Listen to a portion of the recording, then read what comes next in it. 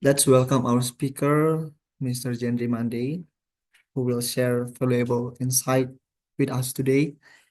And I want to introduce our speaker today, and I also want to share that he is my lecturer in Moriah Theological Seminary and also my bachelor thesis supervisor. And I want to read for all of us the CV of our speaker today.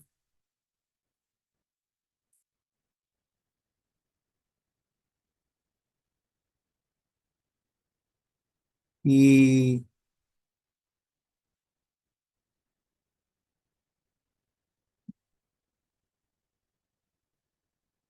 he got his PhD from uh, Heidelberg University at Hebrew Philology and Jewish Biblical Interpretation. His dissertation is in German, Die Kohelletische Bewegung untersuchen zum Verhältnis von Weisheit und Apokalyptik im hellenistischen Zeitalter.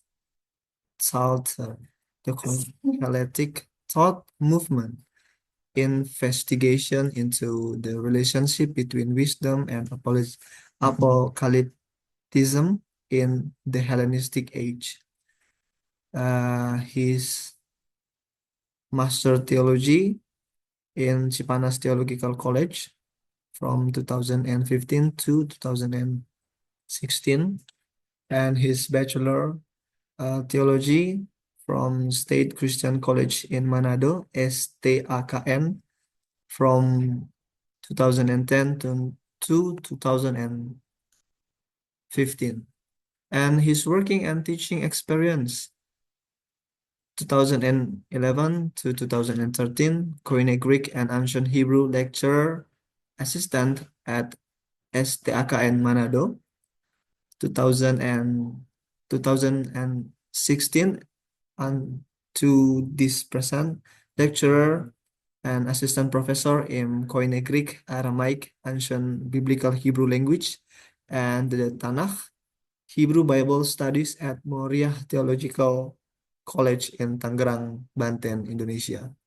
And from 2023, as a president and philologist for biblical studies at Scriptura Indonesia, a center for biblical studies and publishing in Indonesia. And from 2023 until now, he is vice president for academic affairs at Moriah Theological College in Tangerang, Banten, Indonesia. And he also a supervisor for Z Handiman Library in Tangerang, Banten, Indonesia. And here is some of his education books uh, upcoming 2025 this year. Ivrit, Gramatika Praktis Bahasa Ibrani Kitab Suci, Practical Grammar of Biblical Hebrew, and he his dissertation has made into a book. And 2016, he wrote penitential prayer as literature for form of early Judaism and pengantar sederhana tata bahasa Aram or simple introduction to the grammatic of biblical Aramaic. And he also writes some articles.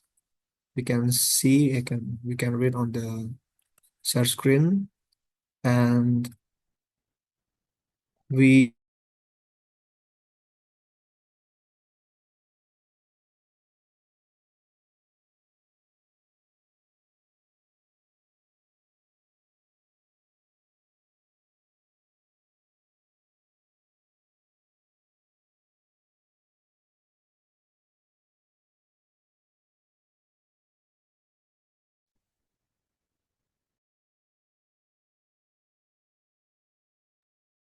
Okay,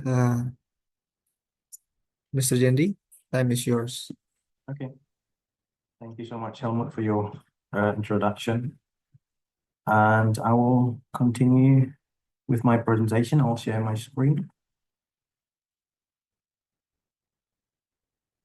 So what I'm going to talk about today is about the comparison between two cultures, the culture in the Bible, which is from the wisdom tradition of the Bible in ancient Israel, and also the culture regarding the wisdom tradition as well in the Minahasan culture. Minahasa is located in North Sulawesi, Indonesia. It's also one of the ethnic groups in Indonesia. And if you can see here on the screen, there is a picture of an owl and a menorah in the middle of an owl. I actually generate the image from AI on the computer on the internet, but these two symbols are representing two cultures. So the owl is the main symbol of the Minahasan culture, which is the symbol of wisdom as well. And also in the middle is the symbol of ancient Israel with the menorah inside. So I'll continue directly to the introduction of this work. This is actually an unpublished work that I plan to publish this year about the comparison between the two cultures. So the title is Live Long and Prosper, and Comparative Cultural Analysis between the words of wisdom in Proverbs 3:1-2 and the Minahasan wisdom of Pakatu'an or Pakalawizen. So the phrase "live long and prosper," popularized in contemporary culture through Star Trek franchise, encapsulates an enduring human aspiration that transcends time and cultural boundaries. Interestingly, this expression resonates deeply with the twin ideals, or the two ideals articulated in Proverbs 3, verses 1-2, which is longevity and peace, as well as with the Minahasan cultural values of Pakatu'an, long life, and Pakalawizen, or prosperity. These paired ideals from the foundation of wisdom traditions in both ancient Israel and Minahasa, North Sulawesi, Indonesia, demonstrating surprising conceptual affinities despite their vastly different civilizational and linguistic contexts. Wisdom is a universally esteemed value, reflected across human civilizations in various literary and oral forms. In the Hebrew Bible, particularly in the book of Proverbs, wisdom, chokhmah, is closely linked with a moral instruction, often conveyed in a familial and didactic settings. The Proverbs chapter 3 verses 1-2, for instance, exhorts the reader to adhere to parental settings or Torah, which is understood differently as the Torah in the five books of Moses. It is as the path to peace and longevity. Meanwhile, the Minahasan tradition fosters an intergenerational worldview in which harmony, sustainability, and communal well-being, or Pakalawizen, are inseparably linked to the aspiration for long life, or Pakatu'an. Both traditions employed paired concepts that reflect not only thematic parallels, but also shared philosophical orientations toward life, morality, and communal values. The choice of this topic emerges from the recognition of these meaningful similarities. A comparative cultural analysis offers an opportunity to uncover shared moral frameworks and illuminate how geographically and historically disparate cultures can converge in their philosophical pursuits. Such an exploration contributes not only to biblical and anthropological scholarship, but also serves a vital role in cultural preservation. In the case of Minahasa, a culture currently experiencing social and philosophical erosion, this study invites a reflection on the richness of local wisdom by placing it in a dialogue with the well-established traditions of ancient Israel. The Israelite wisdom tradition, particularly the literature found in Proverbs, is rooted in an international context of literary exchange.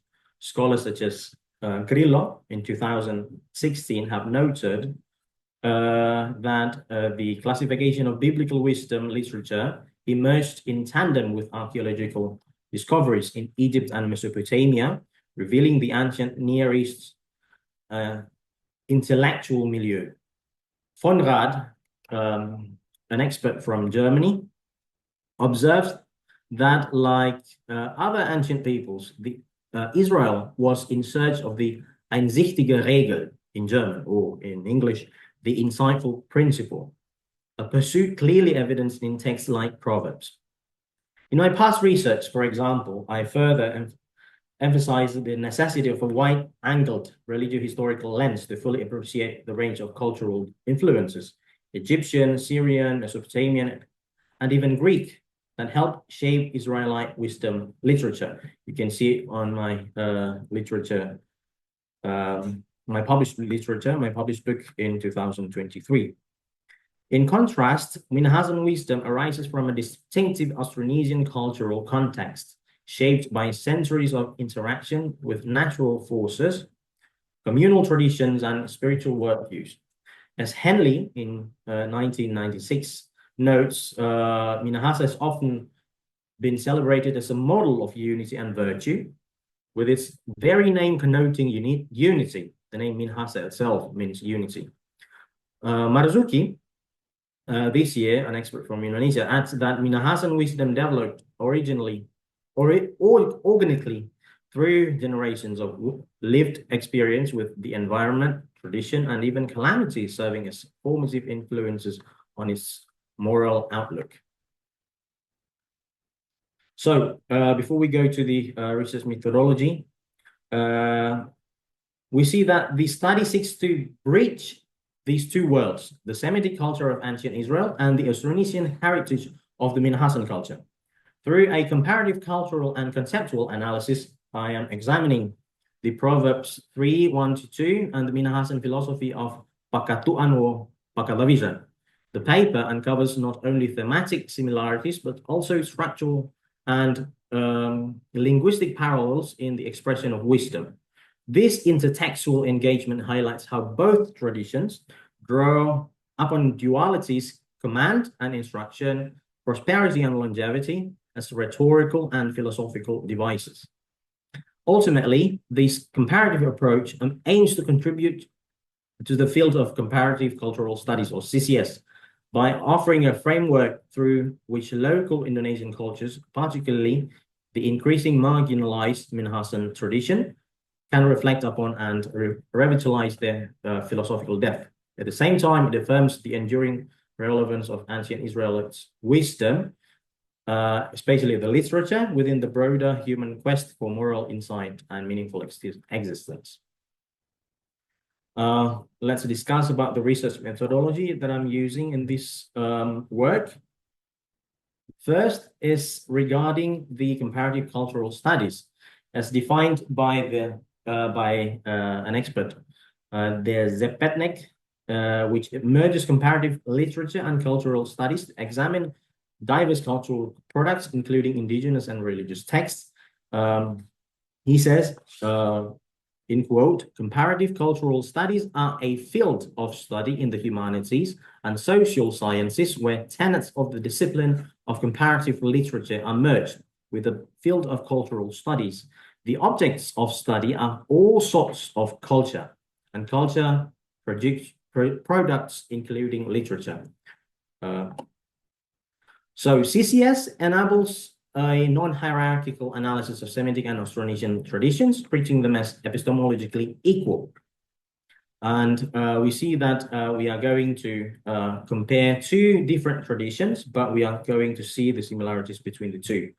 How about the methodology for biblical analysis? Because we have the biblical text here. For the biblical component, This research uses historical and textual criticism to examine Proverbs 3:1-2, following Oeming, for example, who situates biblical interpretation within its original historical and cultural context.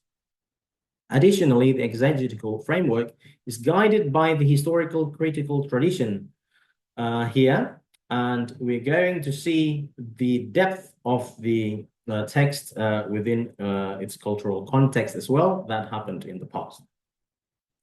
And regarding the methodology for Minahasan analysis, the analysis of Minahasan wisdom draws on cultural anthropological methodology, as also portrayed by Geertz in 1973.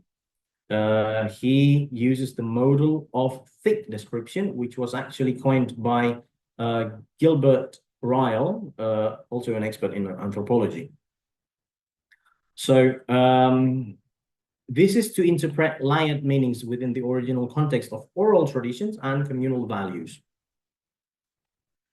And after we have the analysis of both contexts, we have the core comparative analysis, and the study's core comparative analysis explores philosophical and linguistic parallels in Proverbs 3:1-2 and the Minahasan concept of Pakatu'an or Pakalawizen, focusing on dual structures, that is the instruction and promise, prosperity and longevity, and ethical views, ethical worldviews, sociocultural functions as well. So the scope of this research is limited to the textual analysis of Proverbs 3:1-2 and the Minahasan phrase, Pakatu'an or Pakalawizen. So we don't compare every single aspect of the two different cultures, but only limited in the text of Proverbs 3:1-2 and especially the phrase and wisdom idea of Pakatu'an or Pakalawizen. Let's discuss about the first item that we need to understand here, the wisdom of Israel within Proverbs 3:1-2. So the ancient Israelite wisdom tradition, of which Proverbs 3:1-2 is a prominent example, was deeply rooted in the Hebrew concept of chokhmah, a multifaceted term that extends far beyond mere intellectual knowledge. The term chokhmah, often translated as wisdom, is etymologically linked to the word hacham, or to be wise, or being wise, and encompasses not only knowledge, but the ability to apply understanding practically and morally. This tradition reflects a broad and sophisticated worldview, where wisdom integrates cognitive, experiential, and spiritual insight. The Hebrew wisdom lexicon includes a wide range of synonyms such as bin, or perception, da'ath, or knowledge, and sechel, or prudence, illustrating a spectrum from cognitive insight to pragmatic living. The notion of wisdom in ancient Israel shared commonalities with other ancient Near Eastern cultures, from Mesopotamia to Egypt, where it was seen as an intergenerational, experience-based body of knowledge intended to guide daily life. However, unlike purely secular formulations, Israelite wisdom also carried a strong theological dimension requiring alignment with the divine will and ethical devotion to Adonai. We can compare it to Proverbs 3:5 that mentions the name of Adonai here. This intertwining of intellectual discernment and covenantal piety is fundamental to interpreting Proverbs 3:1-2, which exhorts adherence to teaching not only as means to longevity, but as a spiritual grounded lifestyle. The book of Proverbs, within which Proverbs 3:1-2 is situated, represents a curated anthology of instructional wisdom texts shaped over centuries of Israel's literary and educational development. The book is not monolithic composition, but a complex collection drawn from varied social and temporal contexts, united under the aim of preserving traditional teachings. These teachings, initially arising within the diverse social circles, royal courts, family settings, and scribal schools, found their ultimate literary form in a pedagogical compilation. The editorial ambition was to compile, preserve, and perpetuate this corpus as a unified scroll, similar in function to other canonical genres like prophecy in Isaiah or legal historical narrative in Pentateuch. Proverbs 3, situated within the broader literary units of chapters 1 to 9, is widely recognized by contemporary scholarship as occupying an educational context. However, a more nuanced analysis allows us to specify this setting further as one of educational family wisdom. So it's not only just in a more regular educational context, but especially within the educational family wisdom context. So this mode of instruction reflects a broader pedagogical pattern within Israelite society, blending familial mentorship with formalized education. The teachings are not merely practical life advice, but are underpinned by covenantal theology that emphasizes fidelity to Adonai. So the call to remember teachings and internalize commandments in Proverbs 3, 1-2 represents more than parental guidance. It signifies a spiritual directive toward a life rooted in wisdom, discipline, and reverent devotion to the divine. So let's see the textual analysis of Proverbs 3, 1-2. I'll read it in Hebrew and then I'll translate it into English. So the text here in Hebrew is read like this: Beni Torathi al tishkah umiswathai isor libecha. My son, do not forget my teaching and let your heart keep my commands. Ki orech yamim ushnot hayim wa shalom yosifulach. For length of days and years of life and peace they will add to you. Let's see the structure and commentary of each of these element of the text. We can see that the word Beni means my son is a common rhetorical device in wisdom literature. It is introducing the didactic tone and signaling a personal, authoritative instruction. It is a construct noun, ben, son, with a first singular suffix, forming an emphatic vocative phrase. So this inaugurates the passage with the familiar paternal tone, so characteristic of Israelite wisdom literature. This phrase is more than a stylistic device. It anchors the teaching in an intimate familial setting where moral instruction is passed from one generation to the next. The repetition of this address throughout Proverbs 3 underlines both the reliability of the instruction and the loving, disciplinary function of father's voice, mirroring divine concern. The next one is the phrase Torathi al tishkah, which means do not forget my teaching.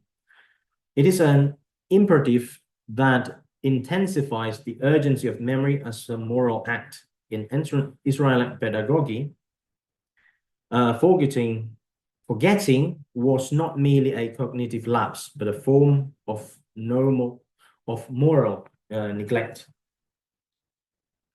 Usually the teachers here command the son or the pupils to internalize his instruction, which is used the word Torah, a term which, while often translated as law or the 5 books of Moses, here it is more accurately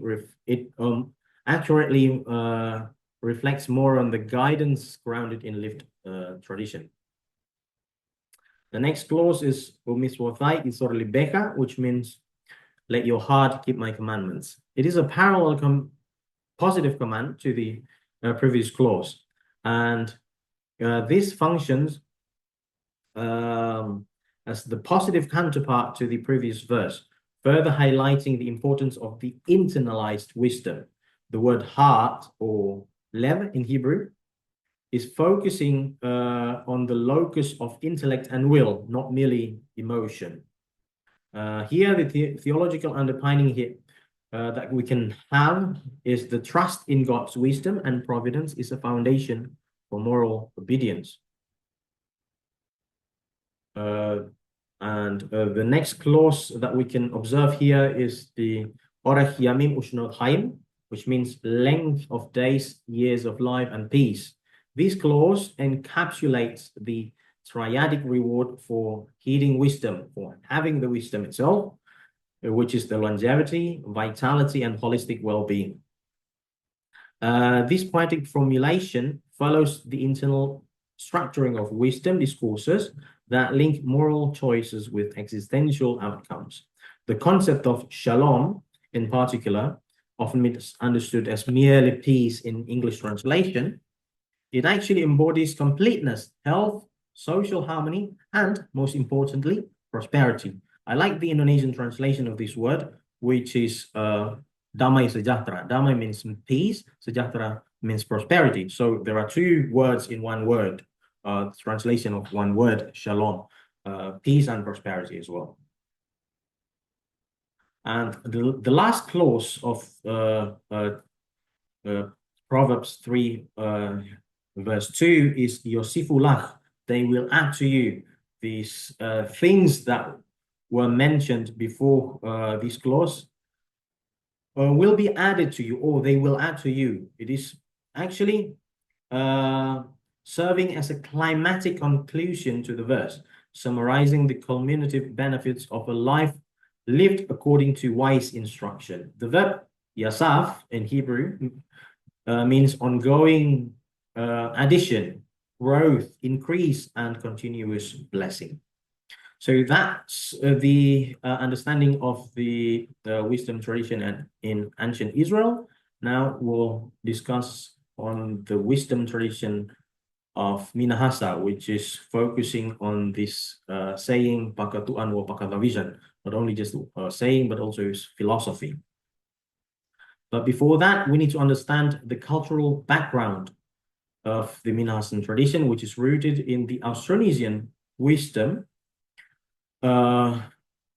originated in the island of Taiwan, and it spread to the south, to many parts of East Asia and Oceania.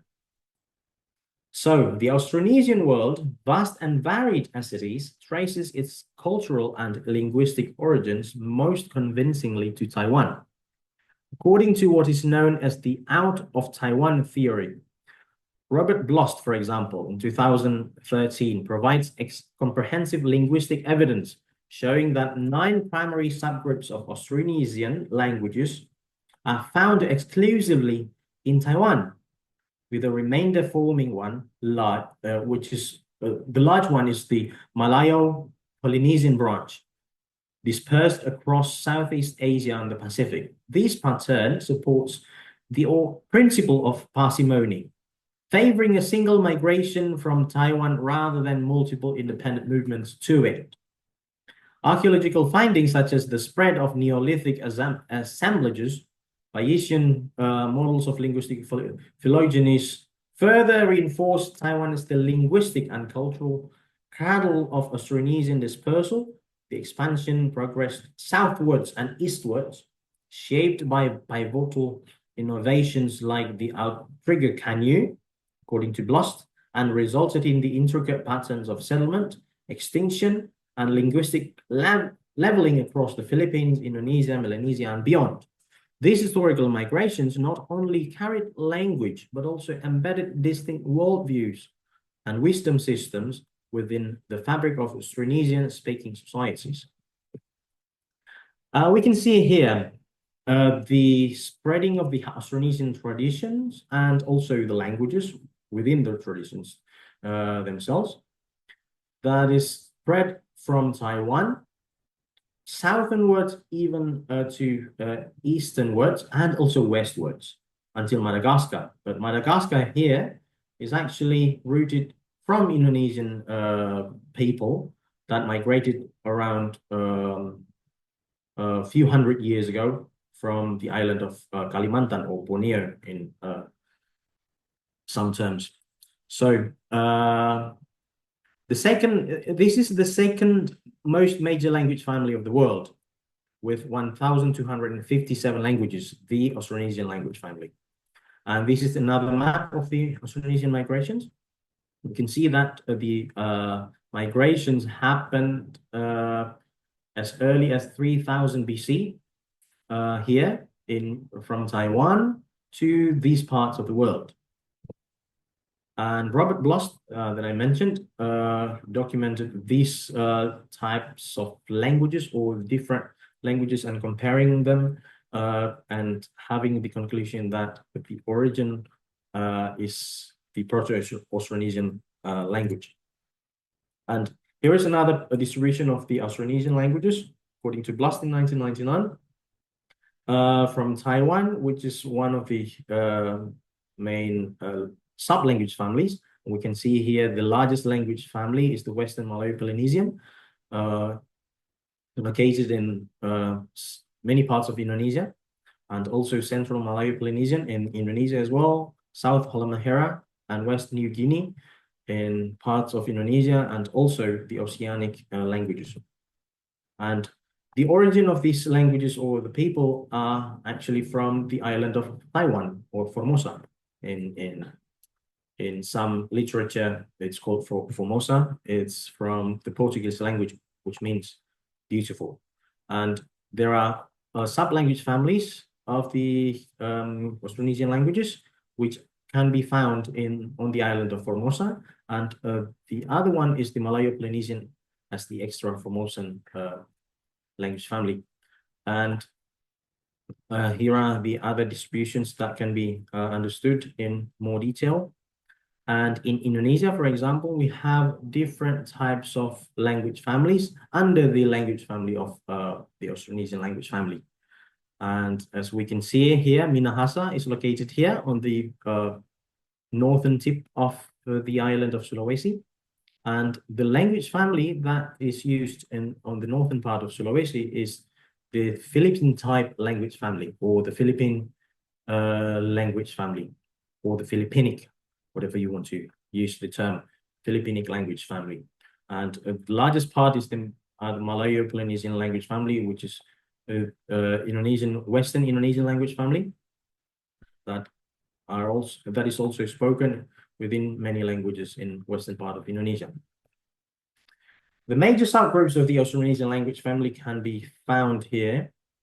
We are focusing on the Western Malayo-Polynesian here, and in more detail, we can see that the language family, the culture that is concentrated, that is the part of the concentration of this research is the Minahasan language or the Minahasan tradition. So Austronesian communities exhibit immense social and cultural diversity, shaped by centuries of adaptation to various ecological niche. Despite the vast geographical spread and technological differences, there are underlying cultural communities and continuities that weave through Austronesian identity, such as shared mythologies, kinship structures, and ritual practices. The blurred physical and cultural boundaries between insular and mainland Southeast Asians, excluding highly sinicized groups like the Vietnamese, point to a broad regional cultural interface. Traits commonly found in island Southeast Asia, ritual taboos, ecological knowledge, and oral law, are also present among Austro-Asiatic and Thai Kadai speakers, even though they don't speak Austronesian languages anymore, but they share the similarities with the other Austronesian groups. It is indicating a rich tapestry of interwoven beliefs and traditions. The environment of cross-cultural exchange and internal diversification provide fertile ground for the emergence and preservation of wisdom systems deeply embedded in daily life, spirituality, and ecological consciousness. So within this context, wisdom in Austronesian cultures evolved primarily through oral traditions, only later being recorded in written form. Oral transmission played a crucial role in maintaining continuity across generations in a world characterized by decentralized authority and diverse languages. The Austronesian world comprises over 800 distinct societies, each with its own complex system of social norms, ancestral knowledge, and moral codes. Wisdom sayings, frequently conveyed through proverbs, songs, and ritual speech, reflect values of harmony, respect for nature, communal responsibility, spiritual balance, and also other types of wisdom ideas. These forms of expression are not merely decorative, they are foundational to decision-making, conflict resolution, and identity formation. While writing has since captured fragments of this heritage, much of Austronesian wisdom remains vibrantly alive in the spoken word, echoing across generations in islands as a living testament to the resilience and philosophical depth of these cultures. And I would like to give some example before we go directly to the analysis of the wisdom tradition in Minahasan culture. An example from the Seedek and Taruku wisdom of Hamkawas. So they are the indigenous Taiwanese people in the island of Taiwan. So it is very valuable actually to consider another Austronesian expression of wisdom found among indigenous Taiwanese peoples, particularly the Seedek and Taruku. Seedek culture is also depicted in a film, Mona Rudo, if you've probably ever watched this film about the heroic act of Mona Rudo from Taiwan, who fought against the Japanese occupation. And even though they lost the war, but the bravery was really encouraging for the people, for the nationality of the people. So the concept of Hamkawas is explained by the Seedic native and scholar, my friend, Riso Wallace. I talked with him and did some interview about this concept. According to him, it reflects the depth of Austronesian philosophical traditions. The term combines hum, meaning hope or expectation, with kawas, or year in English, but its significance lies beyond its linguistic roots. Rather than viewing time as a fixed cycle, the Seedek traditionally understood it through rhythms of nature, seasonal changes, weather, and plant life. In this light, Hamkawas conveys a blessing for a life that flows in harmony with nature's seasons, embracing both growth and decline as essential to the human journey. For Wallace, it represents a worldview based on ecological balance, resilience, and acceptance, rather than pursuit of unbroken happiness or success. The cultural worldview embedded in Hamkawas echoes a broader Austronesian approach to wisdom that values relationality and holistic balance. For the Seedic and Taruku peoples in Taiwan, wisdom is not a static doctrine, but a living, orally transmitted heritage interwoven with their natural surroundings in spiritual lives. Wallace argues that true blessing resides not in material prosperity or emotional pleasure, but in the deep symbiotic connections between humans and their environment. A stance consistent with the animistic and spiritual dimensions identified in Formosan cultures more broadly.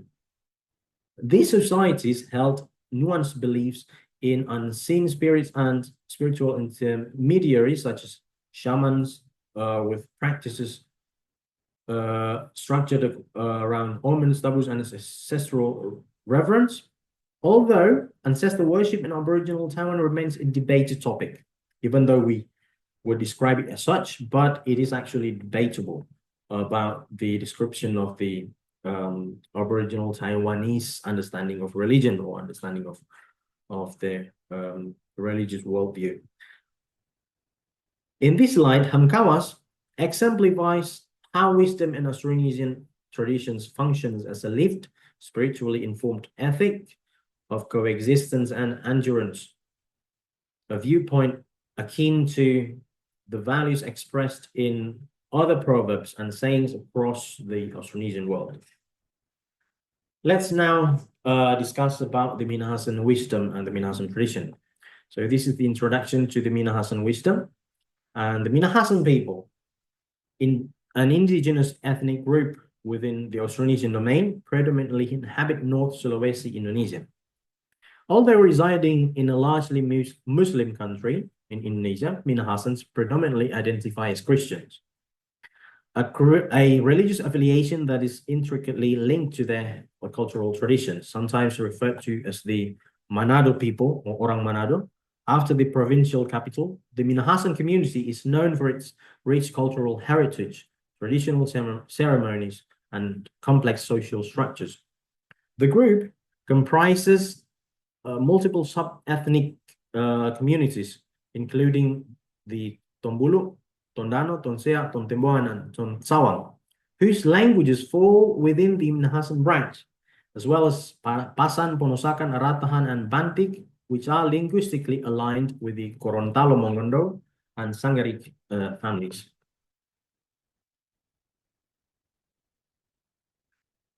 At the core of Minahasan anthropology, the concept of Tau, for example, meaning human or person, which represents more than a biological identity, it is a deeply cultural and philosophical construct denoting equality and interconnectedness among all beings.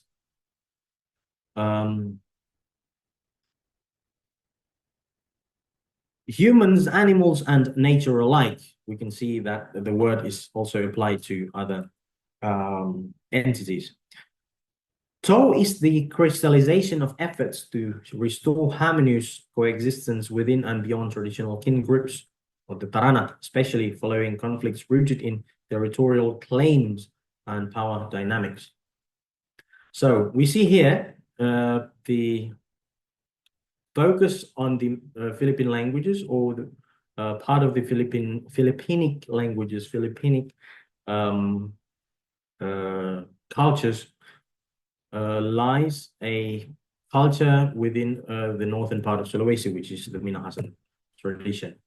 So, as I mentioned before, that there are also some other, groups of Minahasan languages. We can see that the Minahasan languages are a descendant of the Austronesian languages, or the Austronesian language family. Here is the languages in North Sulawesi, Indonesia, as I already also mentioned before. But our focus here is the Tombulu language, because what I used in this term, Pakatu'an or Pakalawizen, is a Tombulu proverb, or not only just not proverb, but a Tombulu term in the Tombulu language, but also can be found in other languages, Minahasan. And here are the languages in North Sulawesi, Indonesia. And the focus is on the northern part of Sulawesi. And here are the ethno-linguistic groups in the northern part of Sulawesi. And within the Proto-Minahasan language group, or the Minahasan language family, we can find these 5 languages in Minahasa, in the land of Minahasa. And it is very close to the Proto-Austronesian grammatical features, that we can have the voice marking encoded here: active voice, patient voice, locutive voice, conveyance voice, that is not used anymore in other in many other Indonesian languages, that is only using active and passive voice. So the Minahasan wisdom is very much rooted in its traditions and its local wisdom. Linguistically, the Minahasan people seek cluster of closely related languages which belong to the Philippine languages as a branch of wider Austronesian language family. And Minahasan wisdom is profoundly embedded in both language and everyday life, functioning as a living philosophy that shapes interpersonal relationships and communal governance, as values such as masaasaan or solidarity, maganaganangan or commemoration, mailailakan or mutual help, and masawasawangan or communal sharing foster social harmony and resilience.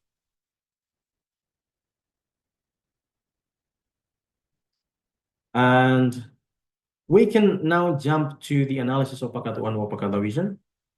So this expression, Pakatu'an or Pakalawizen, is a distinctive and deeply ingrained phrase in Minahasan culture, frequently used across a wide range of contexts, either governmental, religious, cultural, or social gatherings.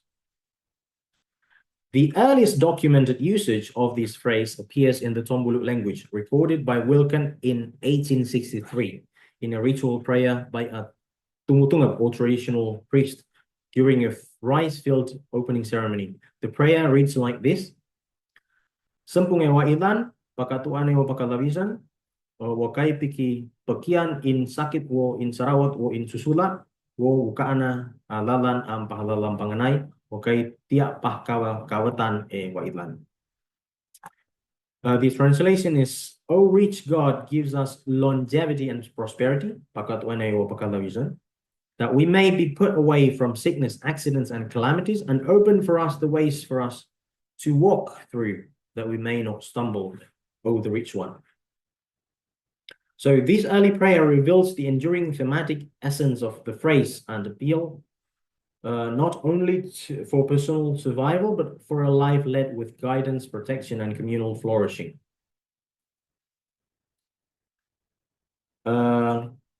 This term is, as I said before, that it is Tombulu variant. Its full expression appears across the Minahasan languages, Pakatu'an, Pakalawizen, in Tondano, and also in other languages in Minahasan. So let's see the comparison between this idea in Minahasan tradition and the idea of wisdom in Proverbs 3:1-2. From a linguistic perspective, both Proverbs 3:1-2 and the Minahasan phrase Pakatu'an or Pakalawizen exhibit striking similarities in their choice of vocabulary and structure. In the Hebrew text, the term Orech Yamim, Ushnot Hayim, length of days, years of life, can be understood as a long life. And shalom, or prosperity and peace, directly correlate with the Minahasan terms Pakatu'an.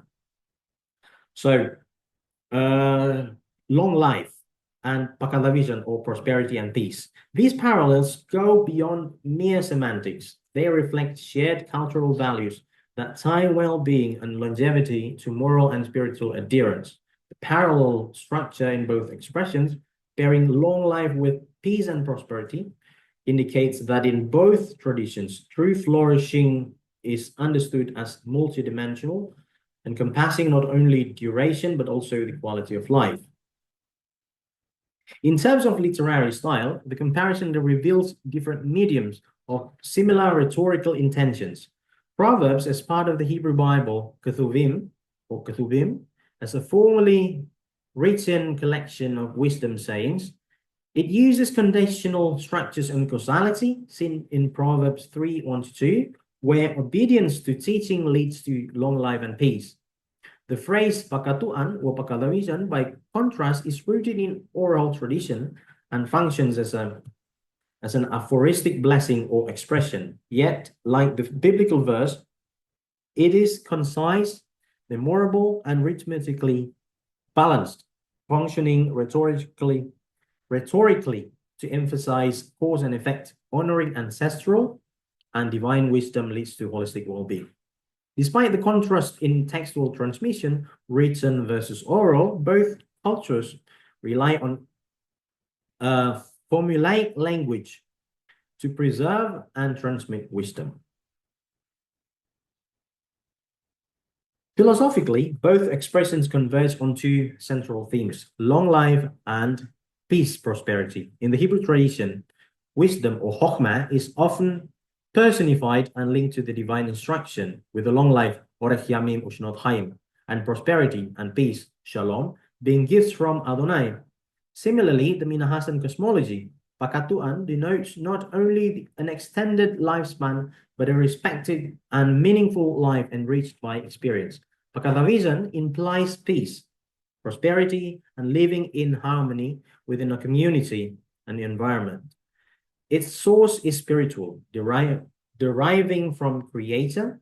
In Minahasan language, it is the Opa Ompong Wailan, or the rich Lord God, who is venerated as the giver of life and balance. Both traditions emphasize that wisdom is not merely practical, but sacred, arising from a divine source that governs the moral structure of the world. Culturally, these wisdom traditions emerge from the different yet comparable societal frameworks. The Hebrew text belongs to the literary tradition of ancient Israel, preserved in the religious manuscripts and passed down from family to society.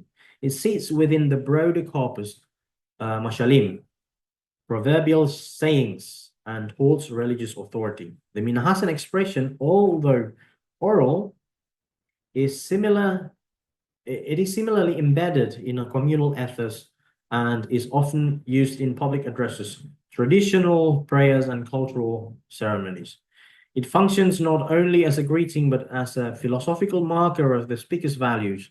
Both serve as bridges between familial upbringing and societal ethics, affirming that wisdom is both inherited in the family and publicly affirmed.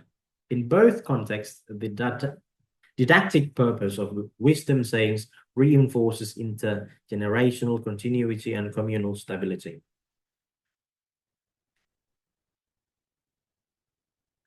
Conclusion.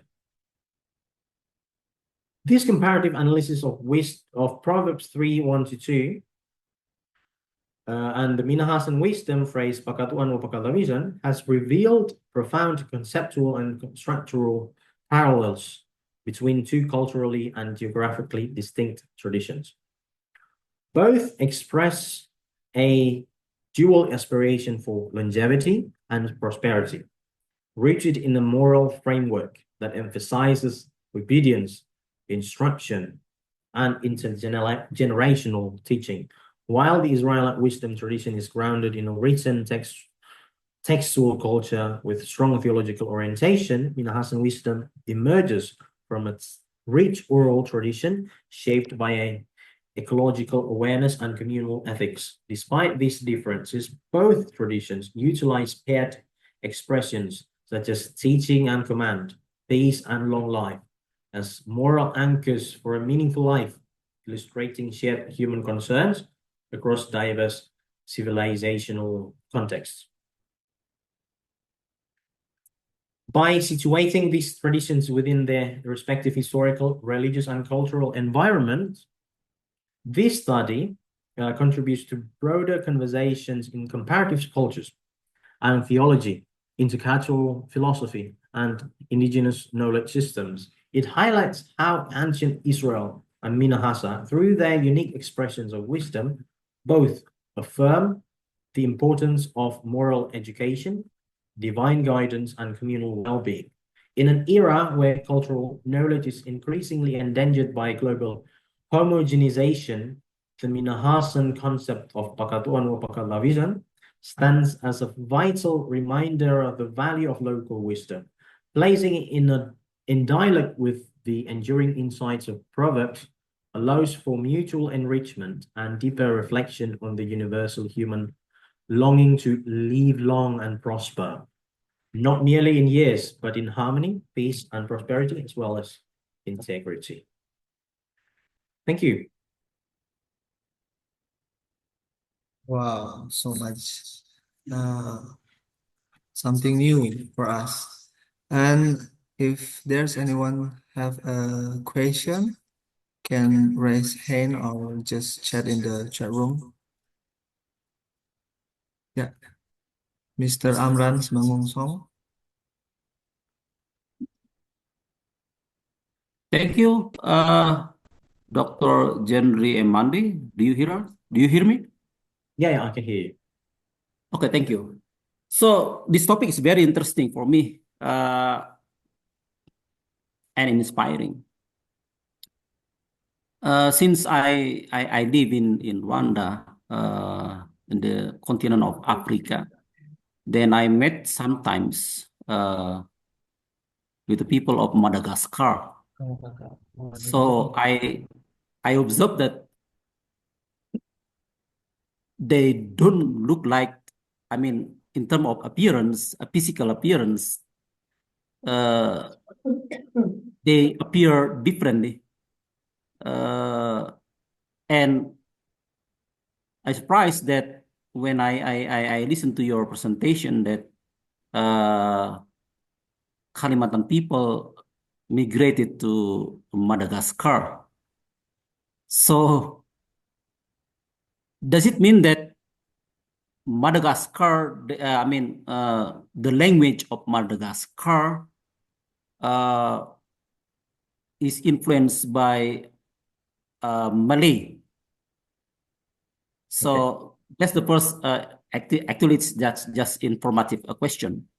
And then the second question, I'm really interested in your presentation using this kind of methodology, offering about comparative method and employing that the text could be treated as equal. So I really like it, this kind of methodology. The second question is that how does Minahasan Church perform the wisdom of Pakatu'an or Pakalawizen in the context of church? I mean, in the context of church ministry, is it performed in liturgy or just practical way? So thank you. Thank you so much. Thank you so much once again, Dr. Simangunson, for your questions. Really wonderful questions, actually. First, about the Madagascar people. In Madagascar, there are many ethnic groups, but the one ethnic group, the Merina people, they use the language Malagasy, which is also one of the national languages, if I'm not mistaken, alongside the European language, French, if I'm not mistaken, or English. But anyway, the Malagasy people with the language Malagasy is actually an Austronesian language. It is part of the Austronesian language groups or part of the Austronesian language family. And if we compare, there are many studies about it. We compare the language with the languages of Borneo. We don't call it Malay first, because Malay is just one of the languages of Malayo-Polynesian languages. So Western Malayo-Polynesian languages have Malay, one of the languages. So Malay is not the main language. The proto-language is called the Austronesian language, and then it became the Western Malayo-Polynesian language, and then it spread it out to the other areas in Indonesia and in the Philippines and in the other parts of Southeast Asia. But the language of Madagascar is actually rooted in one of the languages in Borneo. I forgot which one, but the indigenous language of Borneo, but it's not Malay. So Malay with the other languages in Borneo are also rooted in one language. So they migrated around many centuries ago. I forgot which year, but really a long time ago. And they also encountered the people from mainland Africa. And they had, of course, intermarriage with each other, but probably not everyone speaks the Malagasy language as the first language. But if you compare the genetic research about the origin of the Malagasy people are actually rooted in the Austronesian culture, but also mixed with the African ethnic groups as well. So they don't really look like the Austronesian people, but there are many similarities from genetic and from the language or from linguistics. So the second question is regarding how the Minahasan church uses this idea of Pakatu'an or Pakalawizen. So the biggest Minahasan church is the GMIM, Gereja Masih Injili Minahasa, or the Christian Evangelical Church in Minahasa, is actually it became independent from the Dutch Reformed Church, which was called the I forgot the name, the Protestant Church of Dutch East Indies, Gereja Protestan Indonesia. So the root is actually both Dutch culture and, of course, the Minahasan culture. The language in the church is actually not Minahasan anymore. It's Indonesian, so it's predominantly Indonesian language within the church and the liturgy. But the using of this phrase, Pakatu'an or Pakalawizen, is actually not only just in the church, but also in the society. So the government area, it is used as a greeting.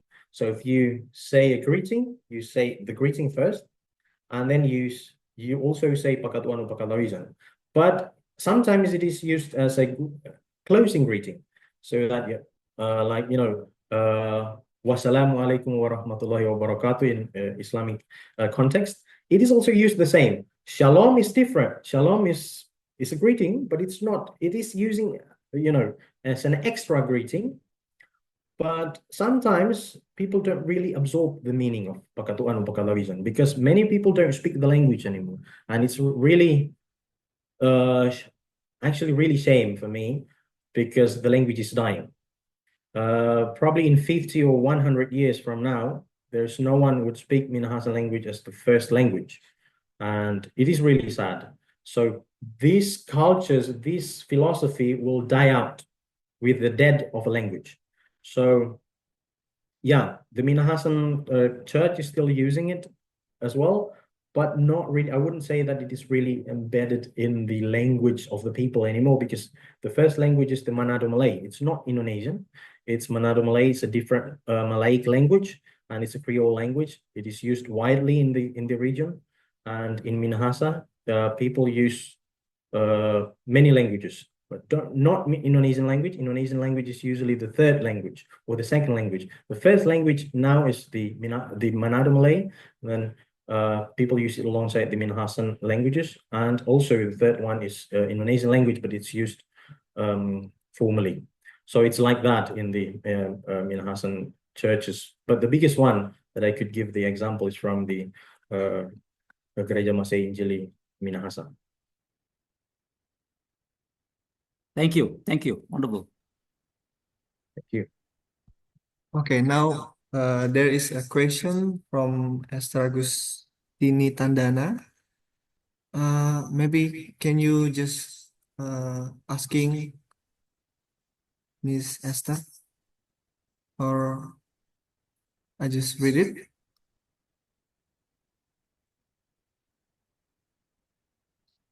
Okay, I just read it.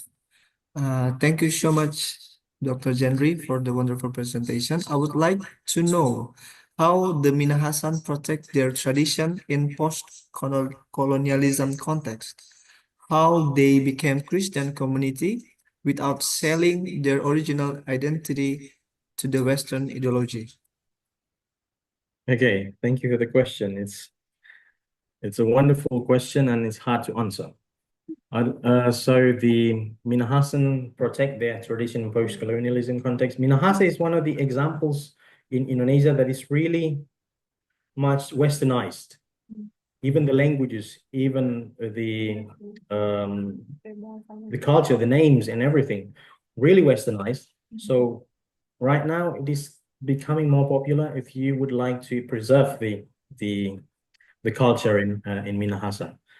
But sometimes it's too late because it's not too late, but I would say that it is on the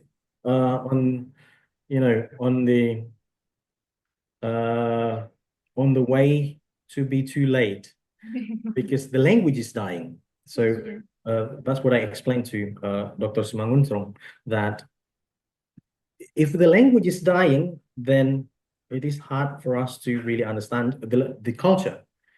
So I don't know. I don't live in Minahasa anymore, but I know the culture very well, and I speak the languages, the Minahasan languages, and also the regional language.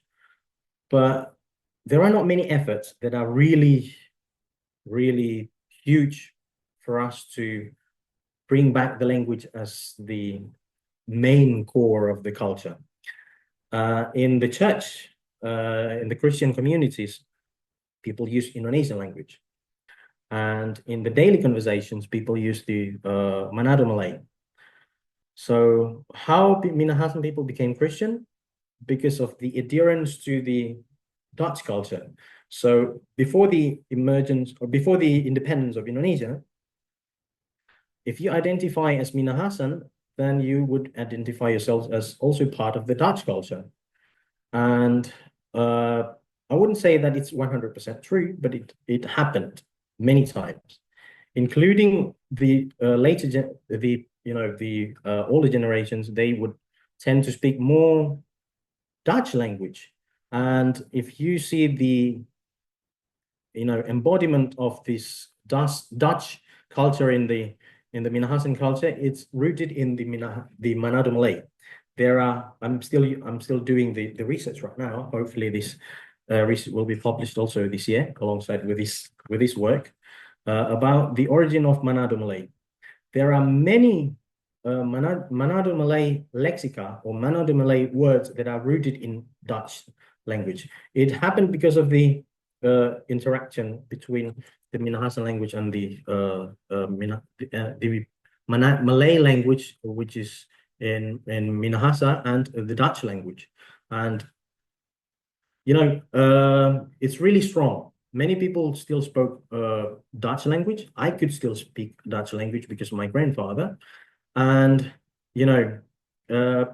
not selling the identity to the Western ideologies, I don't know, it's already happened. So right now, we can't, of course, take out the Western ideology, Western culture, which is embedded in the Minahasan culture.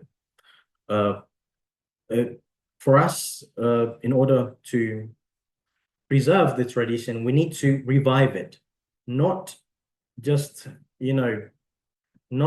using it, but also revive it, and then bring the feeling of proud of using the culture. So Minahasan cultures are really interwoven with the Western cultures. So it is hard to separate both of the cultures. So Yeah. All right. Thank you, Mr. Jenry. Maybe because the time, right? The timeline is so long. So we next to the next question from Selfie. I will read the question, or maybe Selfie can ask directly. Uh,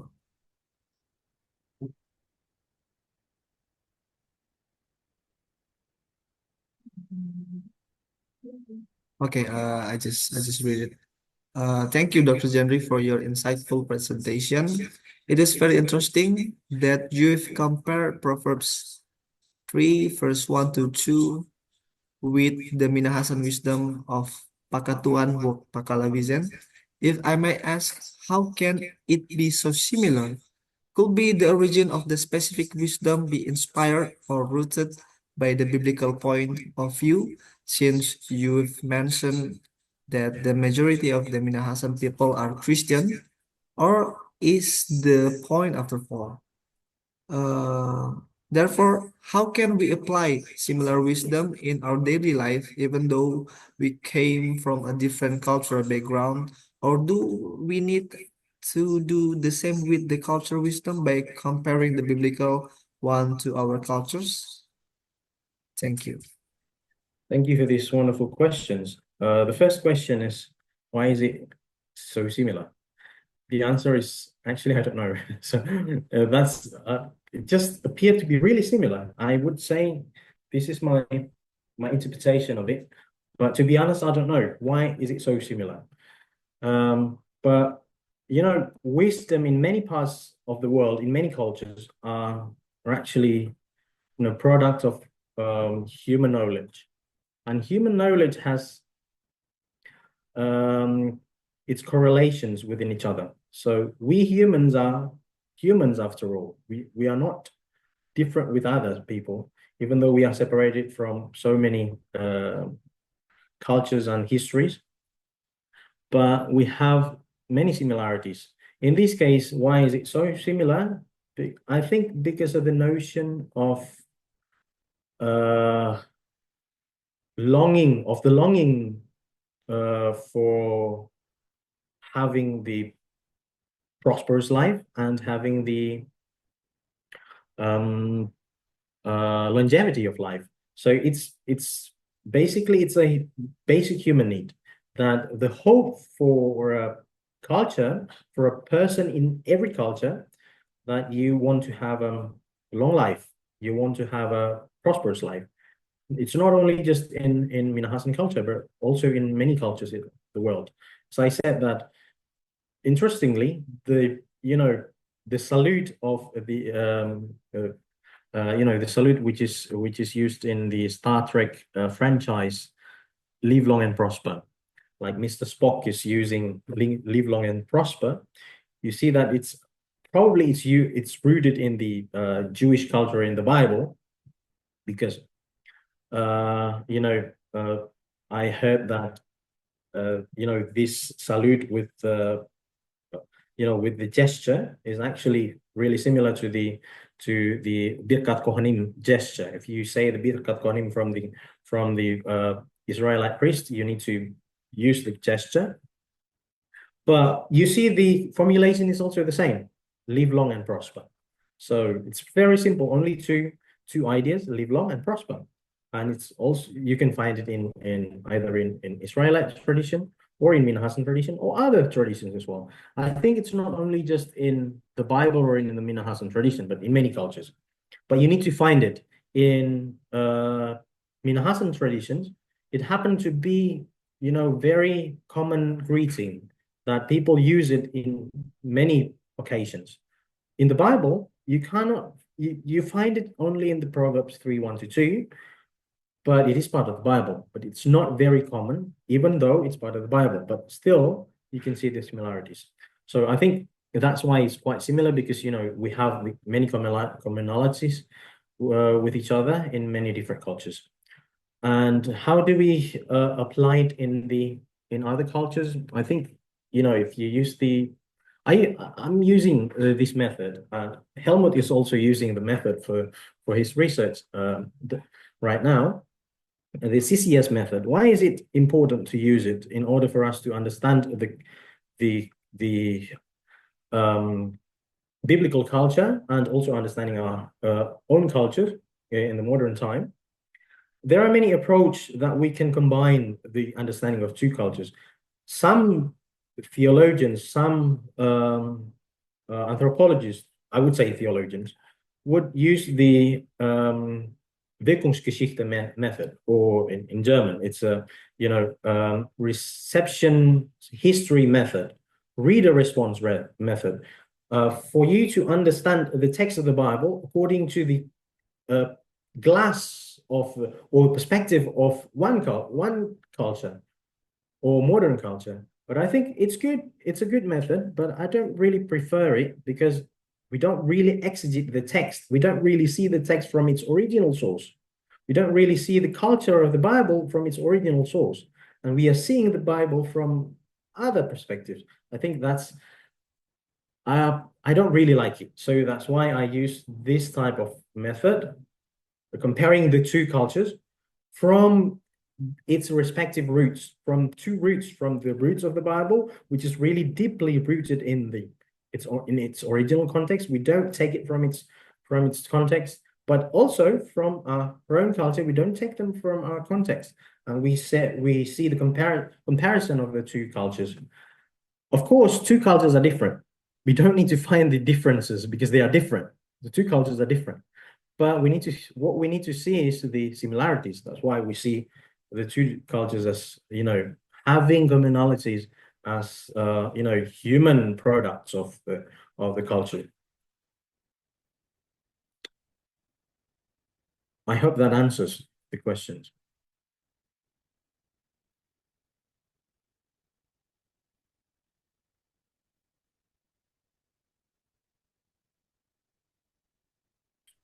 Hello?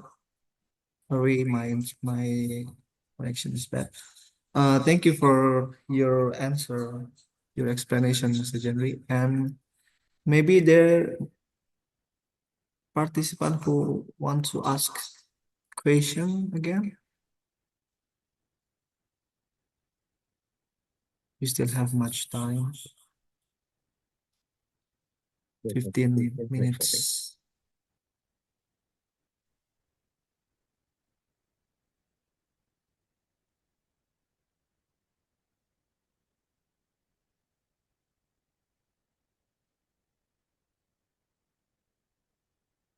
Um,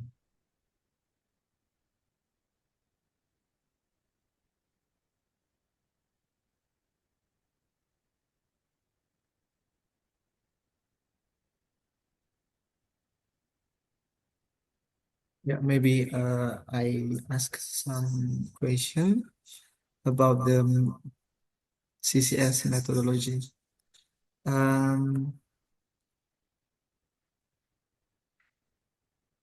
What do you think about the same culture in Indonesia? We know that Indonesia is a large country, and there are so many groups, and the culture is really similar. And not only in Indonesia, in Israel, they have a similar too. Maybe all of the nation in this world, maybe from United States of America or Africa or India, I think we all of the group have a similar tradition. What do you think? Maybe there is one I mean one mind that uh,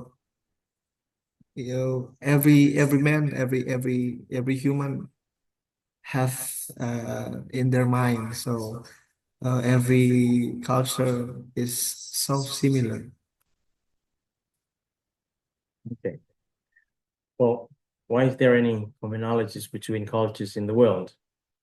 As I said before that, every culture is human product, and we are all human. So we are rooted in one race. It's a human race. So we don't have Neanderthals anymore.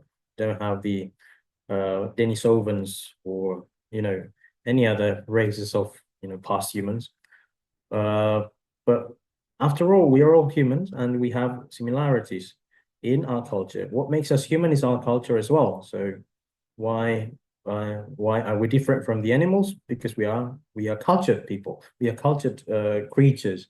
So there are many answers to that, according to the anthropology, according to I don't know, genetic studies or even psychological studies. Jung, for example, he studied about the common psychology of humans that are rooted from our ancestors and everything. So there are many similarities because we are all human after all, even though these cultures are sometimes divided into many parts of the world, and there are many differences in many places. But why are we still having the commonalities? Because we have contacts with each other first. We have roots from our ancestors, the same roots from our ancestors. Even though we have, for example, like really closed or untouched cultures in the world. Like, for example, like the the Sentinels in India. It's been a really long time for this group to have outside contact. But still, even though they have, isolation, they are isolated from other people of the world. But still, we can see the commonalities. We can still have the same root, because once again, we are rooted from the same race. We are rooted from the same ancestors. So that's why we have commonalities with each other, and we can trace the commonalities even though they are not connected with each other, but we can still see. That's why with this comparative cultural studies, we compare these cultures, different cultures in different contexts, but still we can see the many commonalities, many similarities that we can share together. Yeah, thank you so much, Mr. Jenry, for your presentation and your explanation. And now we would like to say thank you to you. This is the certificate. We also thank you that you are able to give presentation for us. And the session is end, and I will let the next session to Mr. Dr. Philip Chia. Thank you.